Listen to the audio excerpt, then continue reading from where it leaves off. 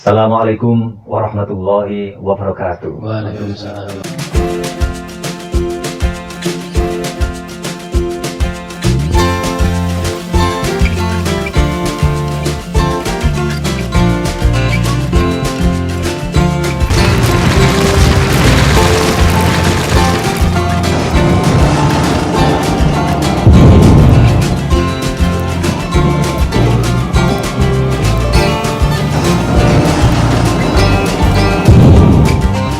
Salam seni dan budaya, dan juga tidak ketinggalan salam Sabta Wikrama.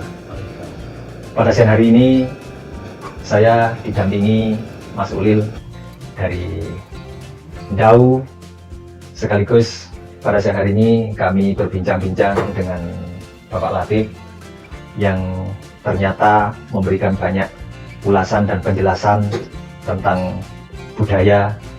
Untuk siang hari ini kami akan menanyakan beberapa hal tentang tradisi atau budaya Jaran Kepang yang khususnya di Kabupaten Malang ini jumlahnya sangat banyak. Namun kami dan mungkin rekan-rekan yang lain banyak sekali yang sama sekali tidak mengerti apa itu Jaran Kepang. Ya, nah ini sekarang kami akan menanyakan tentang Jaran Kepang atau filosofi Jaran Kepang atau apa saja yang berhubungan dengan Jaran Kepang. Mudah-mudahan penjelasan dari beliau itu menjadi salah satu obat, menjadi salah satu pengetahuan yang selama ini kita tanyakan.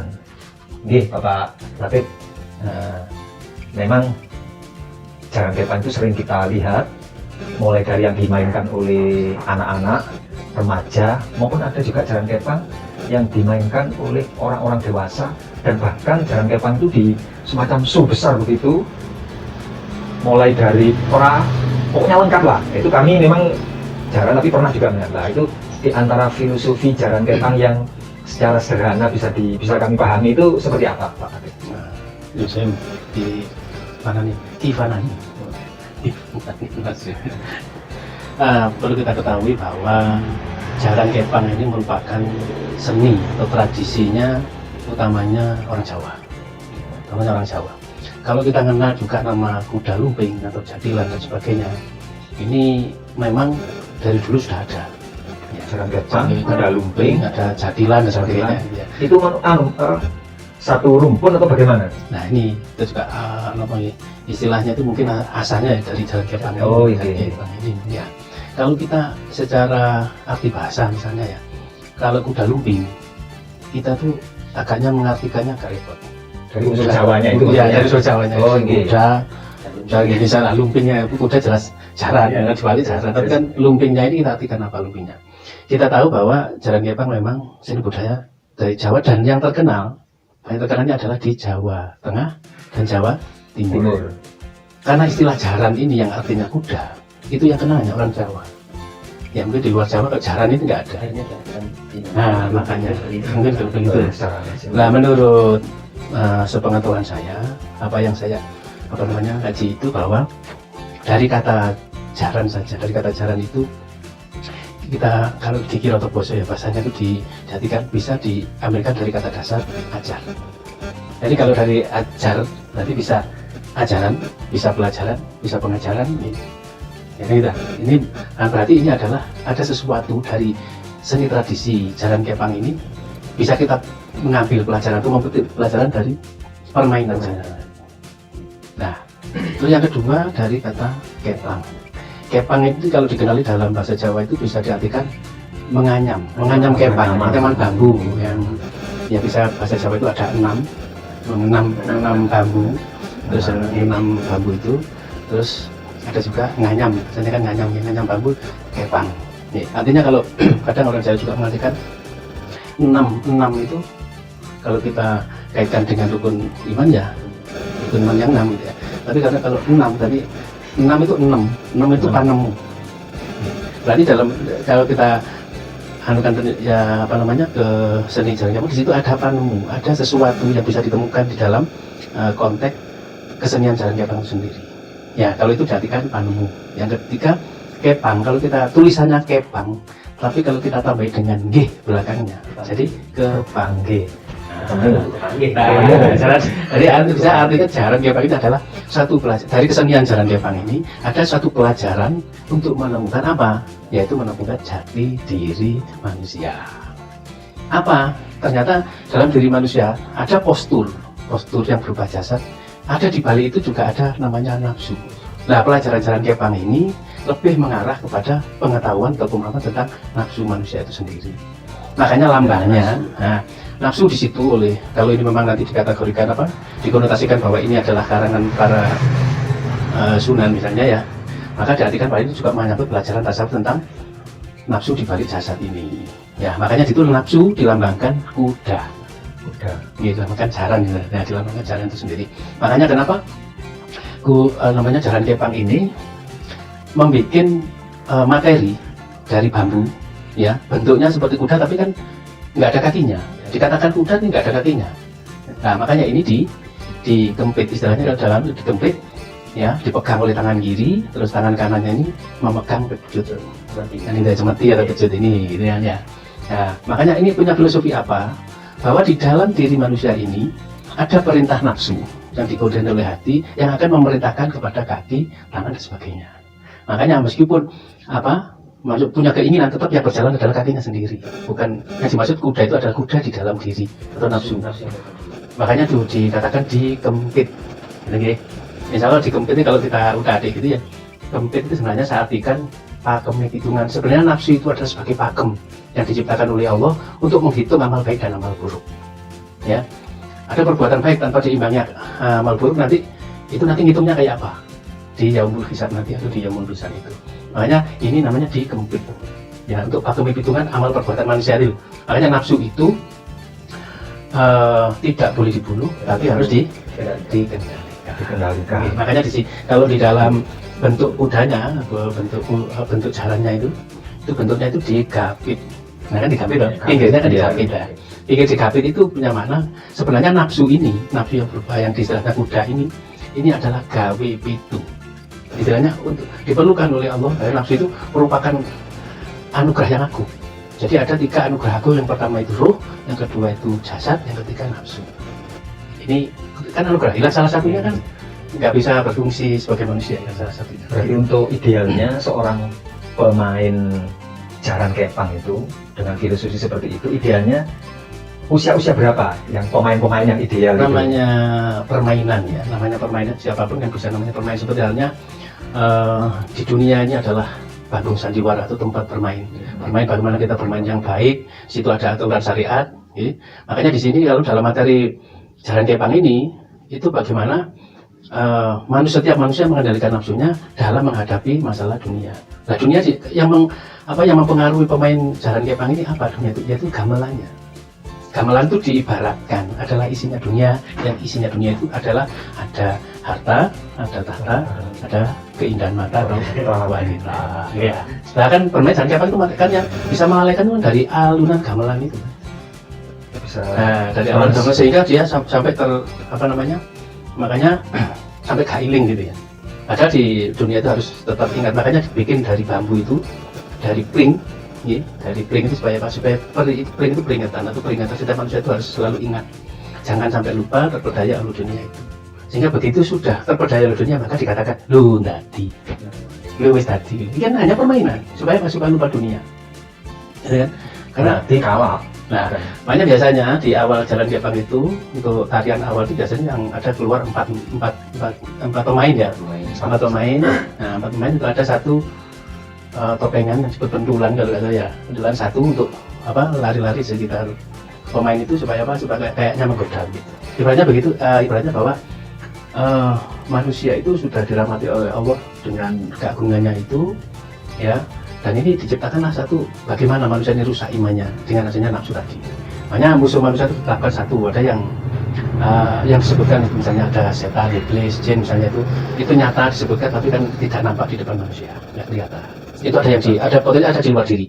Terus ada musuh lagi di dalam diri, yaitu nafsu tadi yang punya kecenderungan terhadap isinya dunia. Potensinya itu memang sudah ada pada kita semua. Ada. Sepertinya juga di daerah itu kalau orang bisa menggunakan nafsu, maka jadinya penuh bermain. Iya. Kalau terjerumus atau terperdaya nafsu maka akan itu pada sandaran gitu. Makanya pegangnya itu dipegang begini ya, biasanya gini.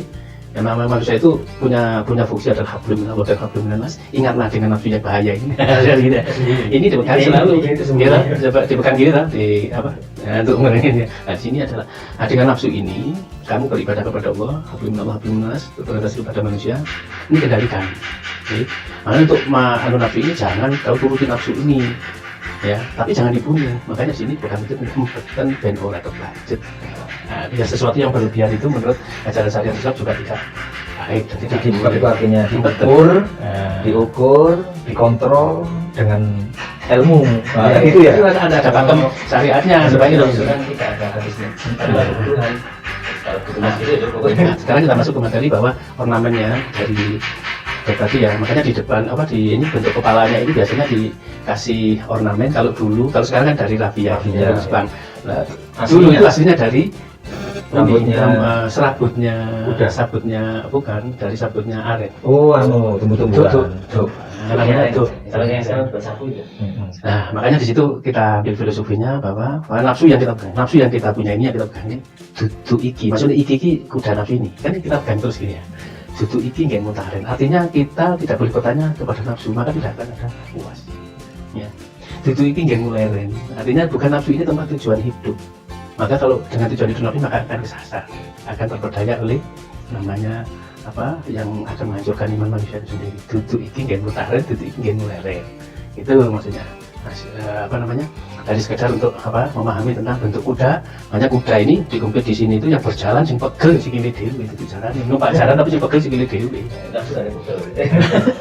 Akhirnya sing kalau begitu kering terasa sudah sakit, terasa bahwa nuruti nafsu ini akan hancur, dirinya akan hancur, baik psikisnya maupun fisiknya akan hancur kan nuruti hawa nafsu tidak sesuaikan dengan kemampuan fisiknya. Nah, terus setelah biasanya setelah dari permainan jalan Jepang ini, dari kuda, pegang kuda ini, ibaratnya kalau sudah sudah kesurupan, ya. Makanya dikatakan surup ini kan biasanya waktu surup itu bergantinya dari siang ke malam. Ya ini makanya itu dialami dati dengan terlena dengan alunan gamelan yang kita ibaratkan gamelan dari isinya dunia. Ya. Dan banyak orang dati atau lupa diri, gitu. Kalau dalam permainan ini diibaratkan dari gamelan itu terperdaya oleh gamelan, tapi kalau di luar permainan ini banyak orang lupa diri, sehingga kadang-kadang banyak orang jalan pulang aja bingung, lupa diri. Akhirnya bisa lupa keluarga, lupa tugas, iya karena godaan di luar itu bisa lupa keluarga, lupa anak, lupa istri, banyak kejadian itu. Ini jadi dati kan, Gak ingat janjinya. kan melupakan, akan lupa kan. Nih, nah setelah itu ya, karena ini memunculkan nafsu. Permainan ini memunculkan nafsu yang sesungguhnya, maka ini nanti kalau sudah nanti begitu maka jalannya kudanya ini akan ditaruh, akan minta namanya caplokan. Ya, caplokan yang dipegang. Nah kalau bahasanya caplokan itu diibaratkan mulutnya terbuka, matanya mendulu atau selalu nggak ada kesok gede, badannya patung ya kesok gede gitu ya. Sehingga kalau pegang tuh begini, makanya orang dati itu biasanya terpejam matanya. Terpejam matanya, tapi mulutnya ini terbuka, caplokannya kan selalu terbuka, bawahnya kan gini ya, terbuka lah. Ini diibaratkan orang kalau sudah terperdaya oleh dunia, maka mata dunianya ini, mulutnya ini selalu mengangkat dan akan mencaplok apa saja, tidak mengerti halal haramnya. Maka mata yang menuju ke dunia selalu terbuka, mata hatinya tertutup. Itu termasuk Nah, itu yang namanya nanti termasuk yang disebut khotamallahu ala qulubihim ala sam'ihim. Sekarang ini angel seluruh. Nah, makanya dengan adanya begitu, itu makanya caplokan itu tidak ada puasnya. Ya, banyak orang kalau sudah berada itu tidak ada puasnya, kurang terus ya. Lalu dengan kebajikannya itu kurang, artinya makanya itu sangat hebatnya. Ya mungkin yang ngarang dulu ya hebatnya. Makanya caplokan itu tidak ada perutnya. Gitu. Hanya dikelilir pakai apa? Pakai kain, sama tidak ada perutnya. Karena warga itu bahasanya. Saya sang taman itu nggak ada warnanya, nggak ada kenyangnya sudah. Nah terus yang ketiga ini kita singkat saja. Terus yang terakhir itu biasanya ornamennya pakai celengan. Celengan ini dari warnanya hitam. Ya. Orang yang punya kemauan keras atau aluan terlalu ini, terus setelah senang mengumpulkan harta dan sebagainya, lupa untuk sedekah, lupa untuk beramal, lupa ini ya. Makanya di situ biasanya celeng ini senang mengumpulkan makanan, dikencingi baru terus dimakan supaya nggak mau. Nah, orang lain ini orang lama itu kan mengumpulkan ya. Tahu itu kan. Nah akhirnya makanya setelah itu maka kalau seorang sudah senang mengumpulkan harta dan lupa untuk beramal, maka harta ini kena hukum najis. Nah itu lah, maka digambarkan sebagai celengan itu tadi, karena celengan ini nanti kalau ya dipegangnya najis, ya istilahnya dimakannya najis, haram, dan ini makanya. Nah, bukti ini dibuktikan dengan ada budaya bahwa misalnya ya ini ada kaleng dikasih lubang untuk nyimpan uang namanya celengan, gambar ayam dikasih lubang namanya juga celengan, bukan ayaman, gitu. Ini black ini dikasih bukan blackan tapi ini celengan. Makanya tidak ada. Nah, ini apa ya istilahnya ini kita belajar dari properti atau lambang yang diciptakan oleh orang dulu, simbol untuk pelajaran kepada diri kita. Makanya di situ ada gempulnya itu kita nemu. Jadi ada yang dari not yang 5 sama 6 itu jadi pukul 6 sama 5 temukan. Berarti artinya apa? Temukan dalam permainan ini ada satu pelajaran yang beragam terhadap diri manusia itu sendiri. Ini dan jadi apa namanya istilahnya itu hanya apa ya pengetahuan dasar atau apa ya tentang cara kepang ini. Terima kasih Bapak Latif telah memberikan beberapa penjelasan tentang jarang kepang, di mana dalam permainan ini ternyata tidak hanya sekedar untuk tontonan, akan tetapi makna, isi atau filosofi dari permainan ini banyak sekali tuntunan yang tentu saja sangat bermanfaat bagi hidup dan kehidupan kita. Akan kita sambung pada episode yang lain. Wassalamualaikum warahmatullahi wabarakatuh.